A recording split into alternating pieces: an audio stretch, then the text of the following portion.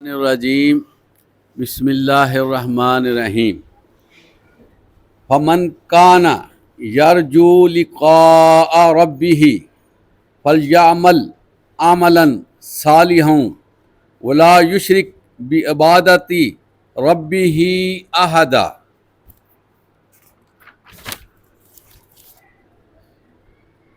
جو شخص اپنے رب سے ملاقات کی امید رکھتا ہو تو اسے چاہیے کہ نیک عمل کرے اور اپنے رب کی عبادت میں کسی کو شریک نہ ٹھہرائے۔ عزیز طلبہ، السلام علیکم ورحمۃ اللہ وبرکاتہ۔ ابھی آپ کے سامنے قرآن مجید کی ایک آیت تلاوت کی گئی اور آپ نے اس کا ترجمہ سماعت فرمایا۔ اس آیت میں اللہ تعالیٰ نے دو حکم دیے ہیں۔ پہلا حکم کیا ہے کہ جو شخص اپنے رب سے ملاقات کا خواہش مند ہے، اپنے رب سے ملنا چاہتا ہے، اپنے رب سے رابطہ کرنا چاہتا ہے، اس کو چاہیے کہ وہ اچھے عمل کرے، وہ خوبصورت عمل کرے، وہ پیارے عمل کرے، وہ نیکیاں کمائے، وہ اپنے آپ کو جہنم سے بچانے والے عمل کرے۔ اس آیت میں اللہ تعالیٰ نے اہل ایمان کو یہ باور کروایا ہے کہ اللہ سے ملاقات، اللہ سے خوشگوار رابطہ، اللہ سے محبت برے تعلقات اس معاملے میں ہو سکتے ہیں کہ بندے کے پاس عمل صالح ہو۔ عزیز طلبہ، عمل صالح سے کیا مراد ہے؟ کہ جو بندہ کلمہ پڑھ لیتا ہے، کلمہ پڑھ لینے سے بندہ فارغ نہیں ہو جاتا کہ اب میں مسلمان ہو گیا ہوں، اب میں اللہ کے ساتھ رابطے میں آ چکا ہوں، بلکہ اس کو اللہ کے ساتھ رابطہ بڑھانے کے لیے، اس کو اللہ سے ثواب حاصل کرنے کے لیے، اس کو اللہ کی جنت حاصل کرنے کے لیے اچھے عمل کا ہونا بڑا ضروری ہے۔ آپ کو پتہ ہے کہ بندے کو بھوک لگی ہے، بندے کا دل چاہ رہا ہے کوئی چیز کھانے کو، اگر وہ کسی کھانے کا نام لینا شروع کر دے، وہ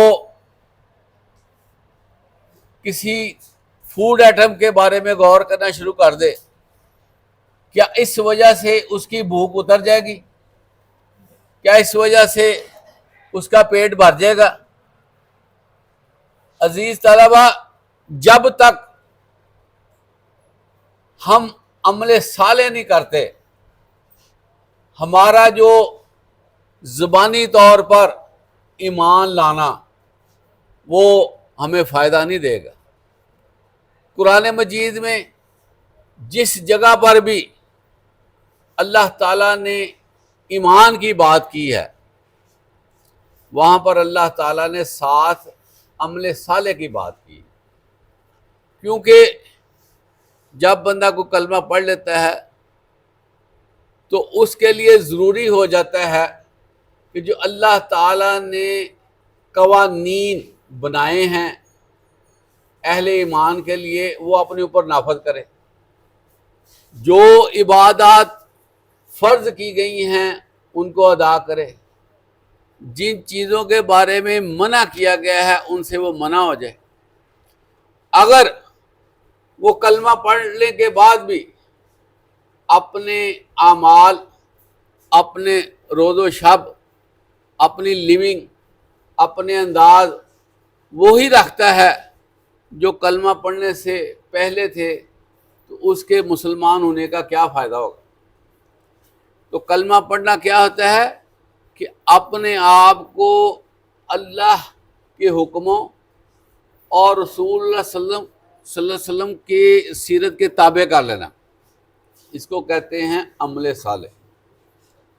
اب دیکھیں قرآن مجید میں ایک چھوٹی سی سورہ ہے، والعصر، زمانے کی قسم، ان الانسان لفی خسر، اللہ فرما رہے ہیں کل کائنات کے جتنے انسان ہیں وہ سارے خسارے میں، الا الذین آمنوا وعملوا الصالحات، مگر وہ لوگ خسارے سے نکل جاتے ہیں جو ایمان لاتے ہیں۔ سب سے پہلی شرط ہے خسارے سے نکلنے کی ایمان۔ اس کے بعد اللہ فرما رہے ہیں کہ وہ عمل صالح کرتے ہیں، اور اس کے بعد اللہ فرما رہے ہیں وَتَوَاصَوْا بِالْحَقِّ، وہ حق بات کی تاکید کرتے ہیں، لوگوں کو اچھی باتیں بھی بتاتے ہیں۔ وہ عمل صالح صرف نہیں کرتے بلکہ لوگوں کو بھی ابھارتے ہیں کہ وہ اچھے کام کریں۔ وَتَوَاصَوْا بِالصَّبْرِ، اور صبر کی نصیحت کرتے ہیں اگر کوئی مسئلہ بن جاتا ہے، کیونکہ جب ہم اللہ اور اس کے رسول کے بتائے ہوئے طریقوں پہ چلیں گے نا، تو دنیا ہمیں کہے گی کہ یہ عجیب سا بندہ ہے، یہ اس کا انداز عجیب سا ہے، وہ کہیں گے یہ بڑا روکھا روکھا ہے، یہ تو اپنے انداز سے چل رہا ہے، ہمارے ساتھ اس کی خوش گپیاں نہیں ہیں، ہمارے ساتھ ٹائم ویسٹ نہیں کرتا، اپنے جو فرائض ہے اس کو پورا کرتا ہے، جس کے نتیجے میں وہ تھوڑا سا معاشرے سے پیچھے بھی رہتا ہے۔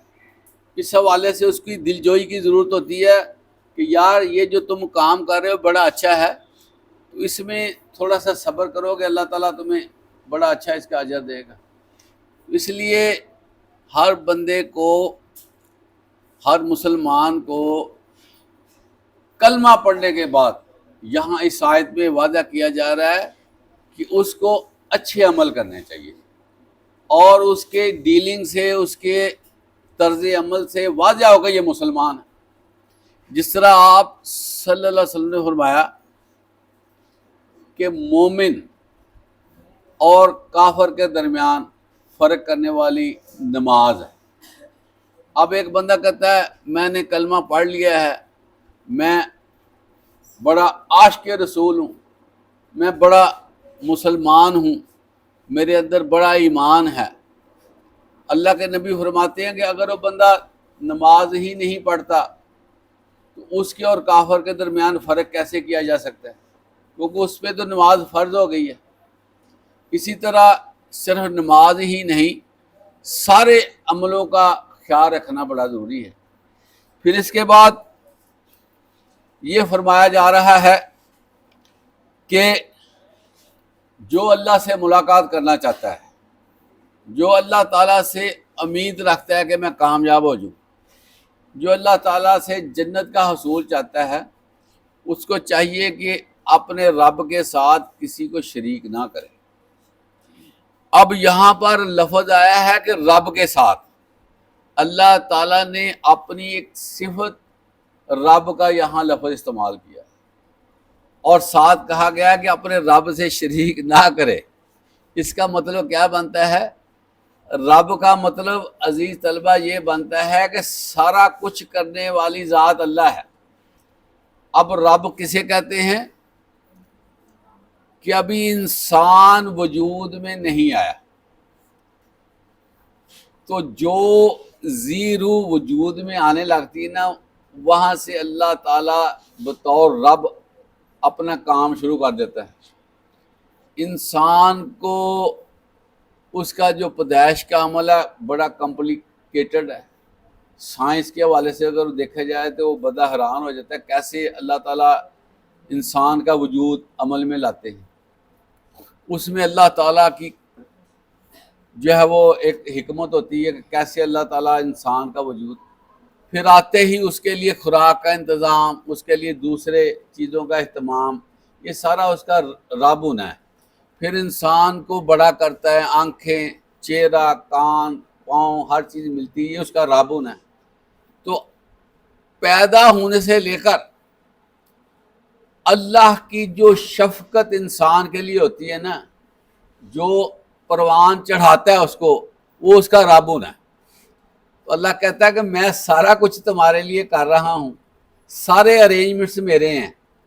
تمہارے پیدا ہونے کے پہلے دن سے جو عمل شروع ہو جاتا ہے اور مرتے دم تک میں تیرا رب رہتا ہوں, تمہیں کھلاتا پلاتا ہوں, تمہاری ضروریات کا خیال رکھتا ہوں, تو میرے ساتھ کسی کو شریک نہ کر دینا. تو دو شرطیں ہیں اللہ کے ساتھ ملاقات کے حوالے سے. کامیاب ملاقات ایک ہوتی ہے سزا کے طور پر, ایک کامیاب ملاقات کیا ہے کہ اللہ فرماتے ہیں کہ اچھے عمل کرو, میرے ساتھ کسی کو شریک نہ کرنا. اب دیکھیں نا, ہر بندہ کسی نہ کسی جگہ پر اس کی سیٹنگ ہے. وہ اب آپ طالب علم میں کسی خرچہ لیتے ہیں, اپنا کھانا پینا آپ کے کسی کے پاس ہے, جیسے والدین ہیں. اب آپ والدین کو چھوڑ کے کسی اور کو ترجیح دے دیں تو والدین کہیں گے کہ یہ کیا کر رہا ہے, ہم اس کے والدین ہیں لیکن اس کی توجہ کسی اور طرف ہے. سمجھیں گے کہ نہیں؟ اسی طرح اللہ کی ذات کہتی ہے کہ پالن ہار میں ہوں, دینے والا میں ہوں, رزق کی فراہمی میں کرتا ہوں, اس کی زندگی اور موت کا مالک میں ہوں, اس کو غیب کے خزانے سے میں دیتا ہوں, اس کے لیے گرمی سردی کا انتظام میں کرتا ہوں, ہوائیں میں چلاتا ہوں, اس کے لیے بادل میں برساتا ہوں, اس کے لیے شیلٹر میں دیتا ہوں, اس کو سانس میں دیتا ہوں, اس کو آکسیجن میں دیتا ہوں. ساری چیزیں جب کہ میں نے سنبھالی ہوئی ہیں, تو یہ میرے ساتھ کسی اور کو سٹیٹس دے دے کہ یہ بھی کچھ کر سکتے ہیں, یہ بھی فائدہ پہنچا سکتے ہیں, تو اللہ اس چیز کو بہت مائنڈ کرتے ہیں. والدین بھی آپ کو میں نے مثال دے دی ہے کہ وہ کیسے برداشت کرتے ہیں کہ میرا بچہ ہو, مجھ سے خرچے لیتا ہو, مجھ سے سارے معاملات کرتا ہو, کسی اور کے گھر میں جائے, کسی اور کو والدین کی جگہ پہ رکھ لے جو والدین کے. اسی طرح اللہ کے ہاں بھی یہ سب سے بڑی غیرت ہے کہ اللہ تعالیٰ کسی طور پر یہ پسند نہیں کرتے کہ میرا بندہ میرے علاوہ کسی اور کے ساتھ اپنی توقعات وہ بستہ کرے, اپنی امیدیں وہ بستہ کرے, کسی اور سے معاملات رکھے جو اس کو فائدہ بھی نہیں پہنچا سکتے. صاف ظاہر جو فائدہ پہنچانا ہے وہ اللہ تعالیٰ نہیں پہنچانا ہے, کوئی اور تو بندہ فائدہ پہنچا ہی نہیں سکتا.